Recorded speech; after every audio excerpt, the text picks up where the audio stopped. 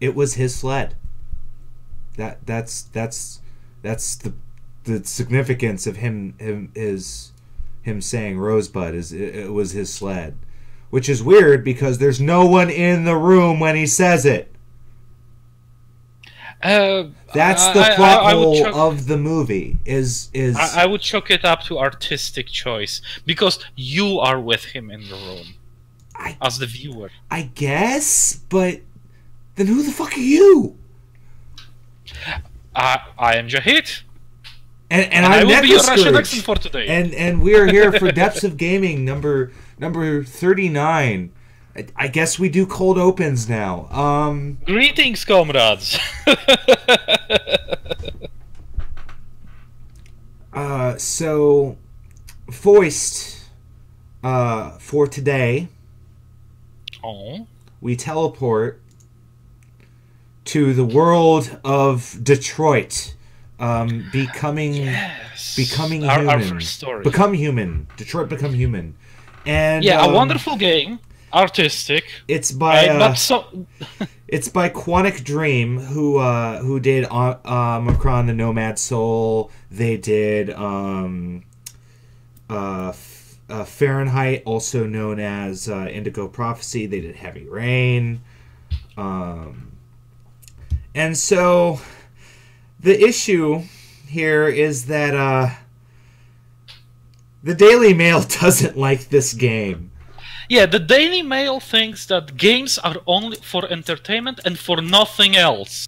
You cannot express yourself in games in any other way aside for entertainment. That's at least what people who do not play games think. Now, here's the thing. As kids have always kind of been a taboo in video games. You're not supposed to kill kids. Yes. So, it's only natural... Which is bullshit, because I hate kids, and I should be able to kill them. And I want to kill virtual kids, so I don't kill little kids. I'm not sure about that logic, but okay.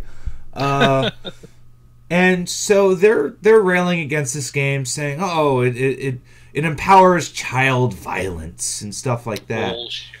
And I seriously have to say that these people do not understand video games. They completely take the context out of the game itself. They didn't play it. They just saw the trailer for it. They saw the fact that you are a robot nanny. You are supposed to take care of the kid, and the father is the abuser, right? Yeah. If Quantic Dreams was actually tried to be even more edgy, they would turn that household into a single mother house. That the mother would be the abuser. Because nobody talks about that. Yeah, I don't see the giant campaign against Phantasmagoria 2 about the crazy chick that makes the main character wear a dress. Like, there are plenty of games that portray psycho domestic abuse. Like, yeah, this isn't new. Yes, and the big problem is that these games, even if they are violent, right, they are awarded by the ASRB rating adults only. That rating gives the parents information that their children, this game is not suitable for children. This is the case in GTA 5. This is the case with other violent games like Doom. This is the case with also the Detroit Become Human. Yeah, and children are not supposed to play those games, and they are marked as adults only. Right. And it's the parents' responsibility to prevent, to make the decision. Should my child play this game? Should they not? It's not the role of the government to raise your children. Correct. The same problem comes with EA, right? Because EA tried to push a gambling mechanic to teen-rated game, right? For teens, for children. And this is the reason why we have an outcry about this, because children are not supposed to play those games. It should not be rated teen. It should not be rated PG-13. It should be rated adults only. Well, right. So to expand on what this game is, in Detroit Become Human, you are cast as three characters. One of which is Kara, the maid in the teaser, and one of them might even be the character that I have on screen here. I found a picture from the game of a blonde robot with a gun against a kid's head. So I'm like, wow, they're not helping their case. But so the whole trailer depicts the kinds of choices you are allowed to make as Kara, and it also shows you a lot of the gameplay. So as Kara, you're able to explore the house, you're able to make decisions. Usually you have at least 3 different options. So it's not a correct or wrong scenario. There are options. And depending on when those options are chose, different things can occur. For instance, in Indigo Prophecy, it starts with you being possessed and murdering a guy. So you have several options, one of which is to perfectly clean up the crime scene, mopping, washing your hands, everything, putting him in a stall. And if you do this later on, when you play the detective characters, they remark that this was a very methodical killer, and it helps track you down. Ooh. So it's very typical of Quantic Dream to really play with choices, and in the same vein that Telltale presents false choices all the time, Quantic Dream presents mysterious choices. Yeah, what they're trying to do is they're trying to tell a story. They're trying to show you a very compelling story in which you take action as one of the characters, and they are trying to say something artistic, something. They want to start a conversation, maybe about domestic violence, maybe about future of humanity. We are trying that. They're definitely trying to say that man from the trailer, Todd, yeah, he's less human than the robot who's trying to take care of the child. So there's a commentary about humanity there. And these reporters are basically trying to take away the validity of video games as an artistic medium. Yeah. Because games are for entertainment. Games are for gathering points and having extra lives and killing bad guys and stuff like that. No.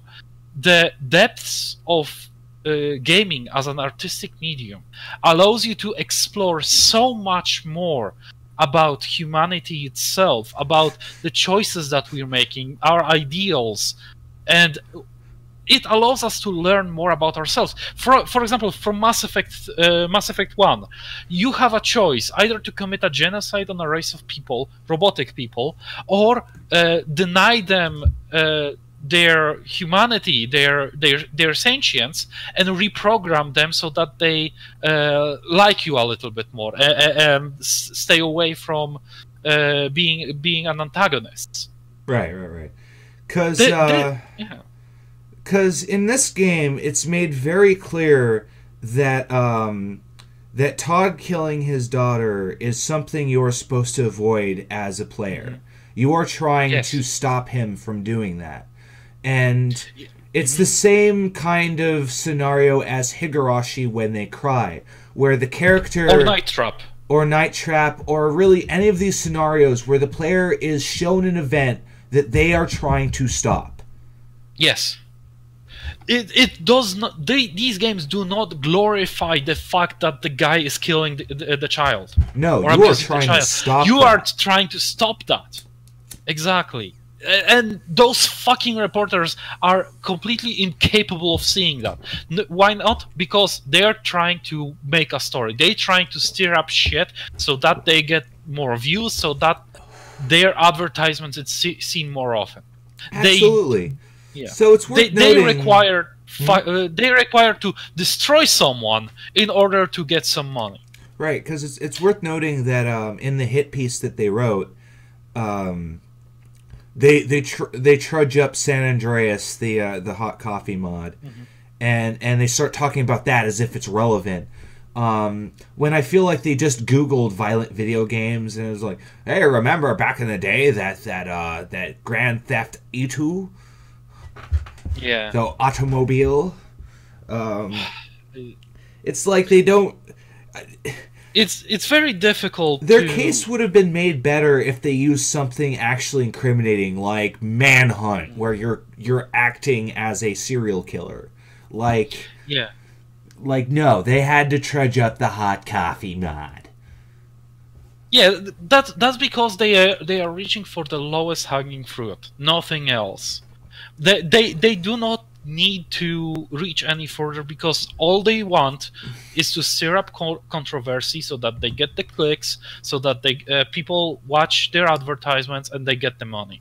That's it. They don't care about who they have to destroy, about the context of the situation. No, they take things literally, and they do not care about who they have to destroy in order to get there. Right. It's the Jalad and Dharmokat Tanagara argument. They do not see the context. They cannot communicate with it. Well, right, because they've been viewing this as if it was a movie teaser, when it is not, in fact, a movie teaser. No! Not even that. Movies constantly get a pass on this shit. Oh yeah, they always get a pass. There are hundreds and thousands of movies about domestic violence, and no one gives a shit because movies are fancy, because movies are an art and games are not. Bullshit. Yeah. Average gamer is of the age between 25 and 35. Right. And is more than capable of realizing what is being said in that game, what is being portrayed, and how they should feel about it. They are mature enough emotionally and intellectually to understand this. And the thing about kids is they don't understand what's going on. They see the violence and that's what they care about. Exactly. And even if the kid sees a movie like that, that they are not supposed to see, it's parents' responsibility to deal with that. Yeah, I mean it's really that simple. The onus of what your kid is watching is not on what he's watching, but who is getting him the content, him or her the content to watch. Now, moving on to. Let's move into the kerfuffle between Stardock and the original Star Control developers. You see, the original Star Control developers are each making a game, and they're saying that at one point the license reverted back to them. Yes.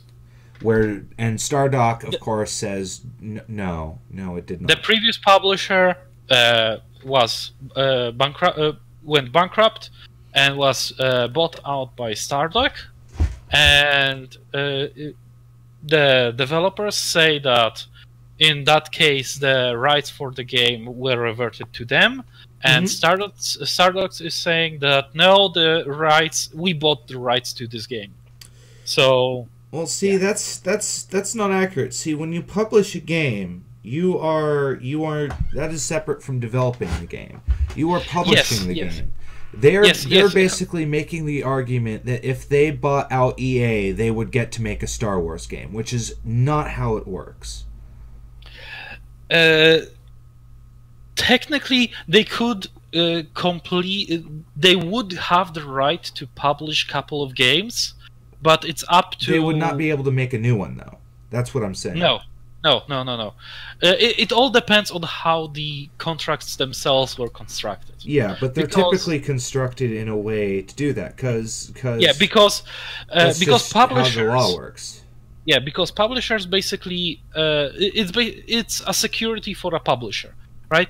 If you're a developer, you need money in order to make something, right? You have a wonderful idea for a game, and you go to a publisher, you tell them the idea, and they say, okay, we're going to give you the money, but the IP belongs to us, right? You make the game, you make the IP, and then and if you can't make it, then the publisher can say, okay, now you fuck off, we're going to give that IP to someone else, and they will make us do. That's basically how this is supposed to work, right? However, if a publisher goes bankrupt, that depends on how the what was the process of selling the company. Right. Because company could have been sold in pieces. For example, this bundle of IPs go to this guy, this bundle of IP go to. Well, that's clearly not what happened. What happened is they just bought him out. And yeah, exactly. I don't know. I think that the Stardock people are wrong. Stardoc's wrong, because you buy out EA, you don't get to make as many Star Wars games as you want. If you buy out a mass company, you don't get to remake all of the licensed mass that they make. Like it's not quite the same thing. As far as I see it, it all depends on the particular agreements and contracts that they had, because at the end of the day, it's not law.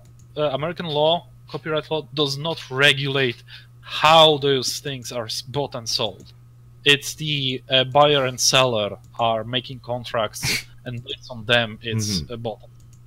Okay, Sea of Thieves just got a March release date. It's a 1 to 4 player version of Black Wake. You kind of sail around and you do stuff. I mean, it's a pirate game. Here's the thing: is I've apparently been in the beta forever, but not only were they only doing it on certain days, but you had to use the Windows 10 store. So I've never played Sea of Thieves. What's the Windows 10 store? There's don't a part know. of my brain that I don't know what the Windows 10 store really is. Yeah. I think it's just some kind of lie. Store? It's supposed to be a store, right? Yeah, no, but seriously, we don't really care, because yes, Windows 10 store isn't that good. It's a liability. It's a backdoor for Trojans. There's all sorts of problems with it. And I hate the fact that games are not optimized, that are released on the Windows Store are not optimized. Secondly, they are considered apps. Yep. And apps behave differently than software. Correct. I know that for normal human beings that might sound strange, but apps exist in their own isolated environment and have no access beyond that. It's like basically sandboxing every single piece of software that you have. And you cannot mod it, you cannot change it, you cannot do jack shit with it, which stands staunchly against the idea of personal computing. Right, and then there's the fact that there have been several games that have launched and failed on Windows 10 that are these big flagships for their license, and they fail. Like the Fable, there was a Fable MOBA that they tried to make. This asynchronous Fable MOBA that was unrelated to Fable. And I believe that they killed it even before it went live. Yeah, it never went live. Again, I was able to play it, chose not to, Windows Store. Yeah, it was, I believe, an asymmetric game. Yeah, right? One player was like the Monster Master, and there was another game that did the same thing. Yeah, the idea sounds awesome. Dungeon Land did that, but it was the same problem as Dungeon Land, where you could just stomp them or it was one of two scenarios. Either you are too weak or you're too strong as the dungeon master. That's just kind of how that works. Because that's the thing, is as the dungeon master, it's a little different. It's hard to balance.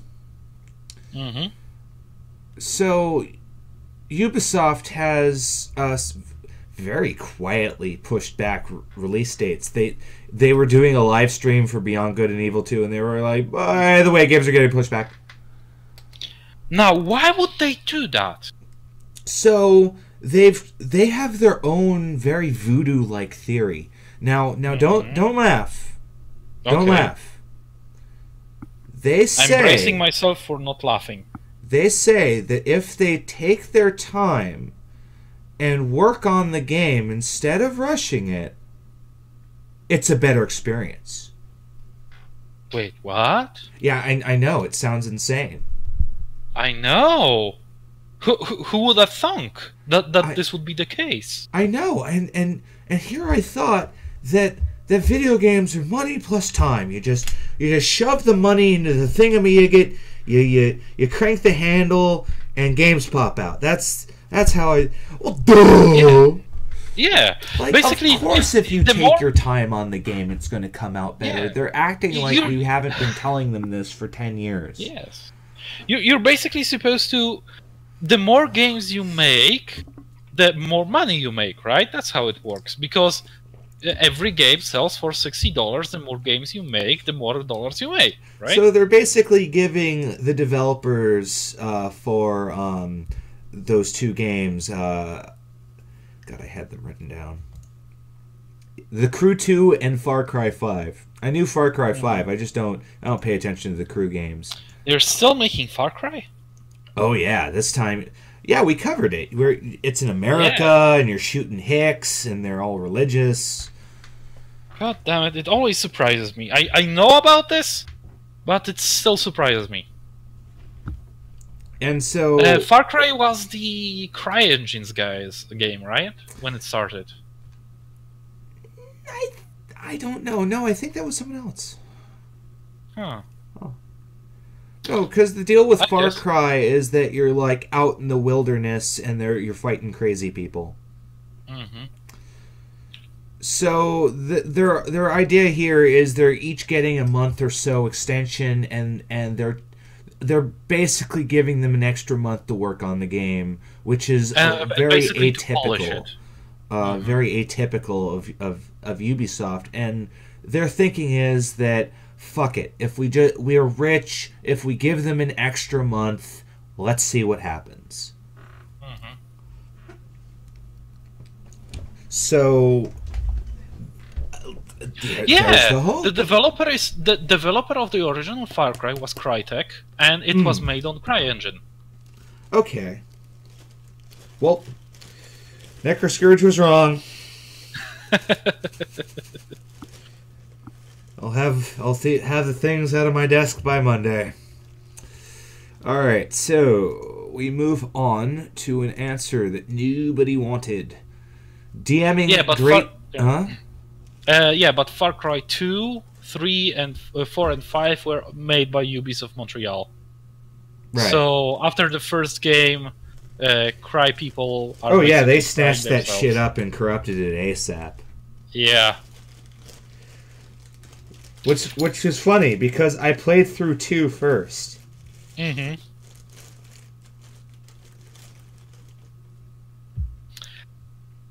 So yeah, what's the question that nobody wanted? DMing great scale battles. Ooh, sounds fancy. King Ilsildor. Ilsildor. That's a Tolkien name. Kind of. Not really. So I am preparing a siege in my campaign, but I don't have any experience in large-scale battles. You spelled it right this time! Any tips for this kind of battles? There's one comment. What's the one comment? Try this playlist. Oh, well, fuck you. Okay, so...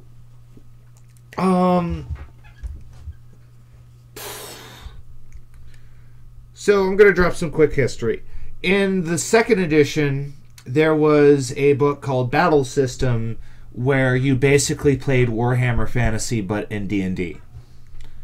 Because it was the same kind of rules where you had blocks of infantry and cavalry and magic was prominent and all that. So it's kind of changed over the years. I have floated the ideas of casting monster armies as a large pool of hit points and so you roll, so you kind of treat it as a single entity. I see. So you have blocks of these entities. So instead of 500 monsters, you're keeping track of 5 monsters that are 100 monsters. Oh. In the same concept of a swarm, really. Okay. Only it's a bigger swarm. And the idea here is that in treating them like a swarm, you have less bookkeeping to do. You can just say that you're cleaving through monsters left and right, and it gives the players the same satisfaction of beating shit out of a bunch of monsters and doing a bunch of hit points of damage, but you don't have to keep track of 500 monsters. Yeah, that sounds like a lot of like fiddling out of the mind of the GM. And so by doing that, you're able to do a few things. For instance, if you can play with the concept of using legendary actions with this. And so the officer, if there's like an officer, he gets legendary actions, and so he's able to give commands and stuff. And there are a lot of ways to play with this and come up with a good cinematic way to do battles. Because if you do a crunchy battle, you're going to get bored to death. Yep. You have to do it cinematically. Because that's what people have in their mind's eyes. They're thinking of Game of Thrones. They're thinking of Narnia. They're thinking of all of these movies with really intense battle scenes that do not play out like real fights. Yeah, but basically, for example, in a normal game of D&D, you wouldn't necessarily see an ant walk across your battlefield just to breach a dam and flood the battlefield with water, like it happened in the Two Towers. Yeah, I know. One just suddenly decides, I will retreat, kind of. Mm-hmm. Necro? Yes? Ah, there you are. I'm sorry, did I cut out while I was making my really bad ant joke? It sounded a little bit like you cut out. It's because ants talk slow. They talk slow, and they always talk to things through. I will stop myself from going into a 5-minute tirade about ants. So that really is my advice, because the Dungeons and Dragons Dungeon Masters book at the back in it are siege weapons. Play with the siege weapons,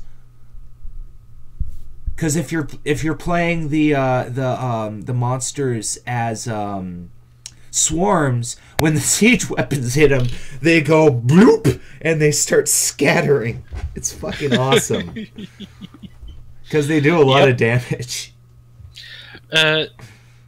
Basically, our advice is go through the book, see what's interesting, and fiddle faddle with everything, because there you are given a lot of tools in these books. Use them.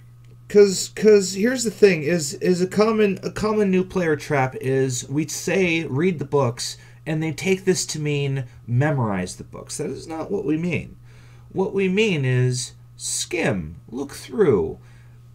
Anything catch your eye? If so, look it over. If not, meh. Do that a few times. Yeah, look at the bold text. What's interesting? See, what looks fun. These books are there to basically are organized in such a way that the bold text tells you what the small text is about. For instance, I forgot which book it is. I think it's the Sword Coast book. It has a very quick blurb about Evernight, which is the Shadow World version of Neverwinter. And they give a blurb about it, and that stuck in my mind because it's a really cool concept that it's the alternate evil version of it. And so I played with it. I threw my party in it once. He was there.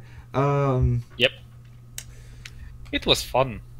So, because that's what we're getting at is you're supposed to play with the universe, not obey it.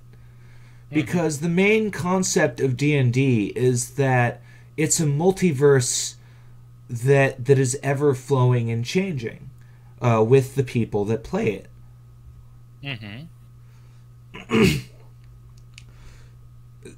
So 5th edition really is a very mature version of 3.5 in that regard.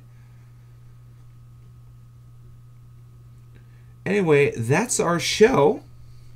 Thank you very much for watching. And it was his sled.